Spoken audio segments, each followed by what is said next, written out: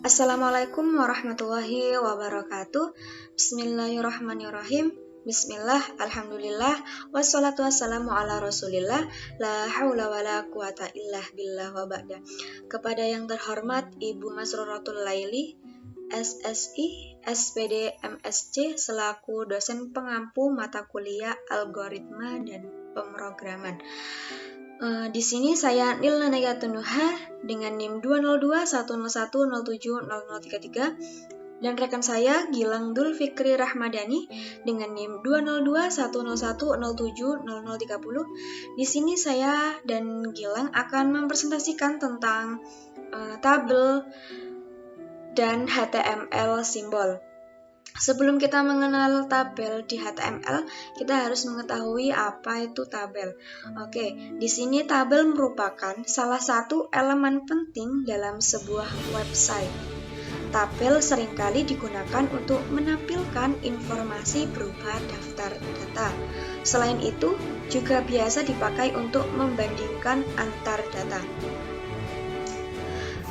Ada 4 unsur membentuk utama dalam tabel. Antara lain yaitu yang pertama sel, garis, baris, dan kolom. Untuk sel yaitu bagian yang paling dalam. Kemudian di luar sel ada bagian garis. Untuk yang baris itu yang vertikal dan yang kolom yaitu yang horizontal. Cara membuat tabel di HTML. Tercatat ada 6 tag yang digunakan untuk membuat tabel di HTML.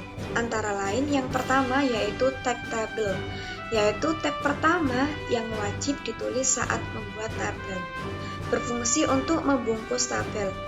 Kemudian yaitu tag text, yaitu berfungsi untuk membungkus kepala tabel. Yang ketiga yaitu T-body, berfungsi untuk membungkus tubuh tabel. Yang keempat yaitu tag TR, berfungsi untuk membuat baris tabel. TR ini merupakan singkatan dari table row. Untuk yang tag TH ini yaitu table header, berfungsi untuk membuat judul pada header tabel. Yang terakhir yaitu tag TD, berfungsi untuk membuat sel tabel. Tag TD ini merupakan singkatan dari table data. Nah, ini contohnya. Di sini ada TR. TR ini merupakan fungsinya untuk membuat baris tabel. Di sini maka pada baris 1 kolom 1, baris 1 kolom 2 itu merupakan jadi satu baris dari sebuah sel. Sehingga baris 1 kolom 1, baris 1 kolom 2 ini merupakan satu kesatuan dari sel yang membentuk vertikal. Kemudian yang TD ini merupakan untuk membuat sel tabel. Sehingga baris 1 kolom 1 merupakan sebuah sel yang berbeda. Maka jadinya seperti ini, baris 1 kolom 1, baris 1 kolom 2, dan sebagainya. Agar seluruh tubuh tabel memiliki garis, maka tambahkan atribut border pada tag tabel. Seperti ini contohnya. Maka di tag tabel ini ditambahkan table border sama dengan tanda petik 2, di dalamnya ada angka 1. Maka hasilnya seperti ini, baris 1 kolom 1, baris 1 kolom 2, dan seterusnya. Kemudian ada macam aksi yang dapat diterapkan pada tabel. Aksi ini meliputi bagaimana cara kita memberi warna, menggabungkan sel, memberi padding pada sel, dan lain-lain. Oke, yang pertama saya akan menjelaskan tentang memberi warna untuk sel tabel. Tabel yang kita buat dapat kita percantik dengan memberi warna untuk setiap sel menggunakan atribut backcolor pada tag TD. Sedangkan bila ingin memberi warna berbaris, maka tambahkan atribut tersebut pada tag tr. Maka jika kita akan memberi backcolor pada tr atau setiap baris, maka kita tulis backcolor sama dengan pink seperti ini ya, seperti contoh yang ada di gambar ini. Sehingga maka hasilnya seperti ini. Baris 1 kolom 1 berwarna pink untuk baris yang pertama. Baris yang kedua berbentuk berwarna merah, dan yang ketiga yaitu berwarna kuning. Seperti ini. Yang pertama, baris pertama ada warna pink.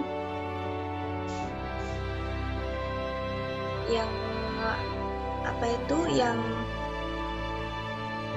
baris kedua ada warna merah, dan yang terakhir yaitu baris ketiga ada yang berwarna kuning. Maka hasilnya seperti ini. Terima kasih. Untuk selanjutnya akan disampaikan oleh Mas Gilang. Assalamualaikum warahmatullahi wabarakatuh. Nama saya Gilang Sukri Ramadhani dengan NIM 26101076636. Kali ini saya akan membahas macam-macam aksi dalam pembuatan tabel yang kedua, yaitu mengatur padding pada sel tabel. Padding sederhananya merupakan jarak. Tujuannya untuk mengatur jarak pada sel supaya tabel terlihat lebih rapi dan tidak sempit. Hal ini berhubungan dengan teks dan garis yang melingkarinya. Maka dari itu dibuatlah sel padding berfungsi untuk membuat jarak pada sel. Jarak ini yang akan membuat sel dalam tabel akan terlihat lebih luas karena tolak ukurnya adalah teks di dalam sel dan garis yang mengelilingi teks tersebut. Kita lihat pada tabel border sama dengan petik 1 petik akhir, sel padding sama dengan petik 10 petik akhir. Semakin besar angka sel paddingnya, maka jarak yang akan membuat sel dalam tabel tersebut akan terlihat lebih luas lagi. Seperti itu. Yang selanjutnya yaitu menggabungkan sel tabel. Di HTML hal ini juga memungkinkan untuk dilakukan dengan penggunaan atribut rowspan dan closespan. Apa itu rowspan dan closespan? Rowspan itu digunakan untuk menyatukan sel tabel secara baris, sedangkan closespan digunakan untuk menyatukan sel tabel secara kolom. Mari kita lihat pada tabel head rowspan petik 2 petik akhir backcolor pink dengan nama siswa / table head. Nah, rowspan 2 ini artinya apa? Rowspan 2 ini digunakan untuk menyatukan sel tabel secara baris sebanyak 2. Dan yang bawahnya yaitu table head closespan petik 3 petik akhir background color light blue dengan nama mata pelajaran / table head. Artinya closespan ini digunakan untuk menyatukan sel tabel secara kolom sebanyak 3. Seperti ini contohnya.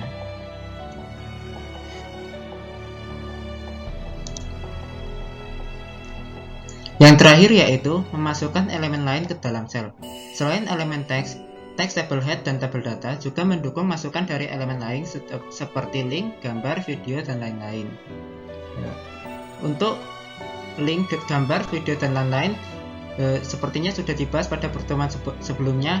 Hanya saja perbedaannya pada materi kali ini kita masukkan ke format coding data pada tabel tersebut.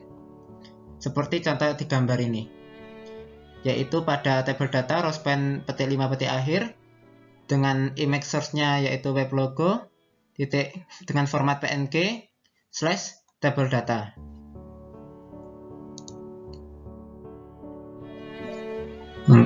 Yang selanjutnya yaitu HTML symbol. Hypertext Markup Language, yaitu yang disebut dengan HTML, adalah sebuah bahasa markup yang digunakan untuk membuat sebuah halaman website. File HTML pada umumnya dapat dibaca dan diterjemahkan menjadi dalam bentuk tampilan yang lebih manusiawi dengan menggunakan web browser. HTML ditulis dalam berkas format American Standard Code of Information Interchange atau disebut dengan ASCII. Merupakan suatu standar internasional dalam kode huruf dan simbol seperti hex dan Unicode, tetapi ASCII ini lebih bersifat universal. ASCII ini dapat disimpan sebagai sandi 8 bit. Untuk menampilkan karakter dan simbol khusus di dalam HTML, kita bisa menggunakan dua cara, yaitu dengan menggunakan penomoran angka atau disebut dengan numeric entry. Yang kedua yaitu menggunakan singkatan dari karakter atau disebut dengan name entry. Kedua cara tersebut diawali oleh karakter dan diakhiri oleh karakter petik, titik petik, kemudian diakhiri dengan petik akhir. Contohnya nih, kita jika ingin menuliskan karakter petik 2BR petik 2 akhir di dalam HTML, Anda tidak bisa menulisnya secara langsung, karena otomatis HTML akan membacanya sebagai syntax break, yang artinya HTML akan melakukan perintah ganti baris karena kita menuliskan syntax BR. Lalu bagaimana caranya? Jika Anda menggunakan numeric entry, Anda bisa menuliskan script seperti ini, dan pagar 60, titik koma, BR, dan pagar 62, titik koma. Dan jika Anda menggunakan name entry, Anda bisa menuliskan script seperti ini, dan LT, petik koma, BR, dan GT, petik koma. Apa sih fungsi dari simbol di HTML tersebut? Yaitu simbol-simbol pada HTML itu biasanya digunakan untuk membuat logo copyright yang diletakkan di bagian footer. Yang selanjutnya yaitu dapat digunakan untuk menghias navigasi bar atau tampilan web yang lainnya. Selanjutnya yaitu simbol pada HTML itu sangat bermanfaat apabila Anda ingin menampilkan suatu perhitungan atau sebuah rumus. Yang terakhir yaitu menampilkan suatu perbandingan atau logika pada file HTML. Cara mendeklarasikan atau menulis entitas HTML. Terdapat dua cara untuk menuliskan atau mendeklarasikan simbol pada HTML dengan menggunakan HTML entities. Yaitu yang pertama yaitu dengan mendeklarasikan entity name menggunakan teks atau string yang biasanya merupakan nama dari simbol, diawali dengan tanda dan diakhiri dengan penggunaan tanda titik koma. Berikut ini contoh penggunaan entry number untuk membuat simbol pada HTML, seperti contoh pada teks tersebut ini. 2018 dan copy titik koma copyright. Yang hasilnya adalah 2018 dengan C di dalam lingkaran copyright. Yang kedua yaitu dengan mendeklarasikan entity number. Sama seperti entity name, untuk mendeklarasikan suatu simbol dengan menggunakan entity number, diawali dengan tanda dan diakhiri dengan menggunakan tanda titik koma. Kode yang digunakan berupa angka. Berikut ini contoh penggunaan entity number untuk membuat simbol pada HTML. Contohnya yaitu 2018 dan pagar 169 titik koma copyright. Yang hasilnya sama seperti mendeklarasikan entity name.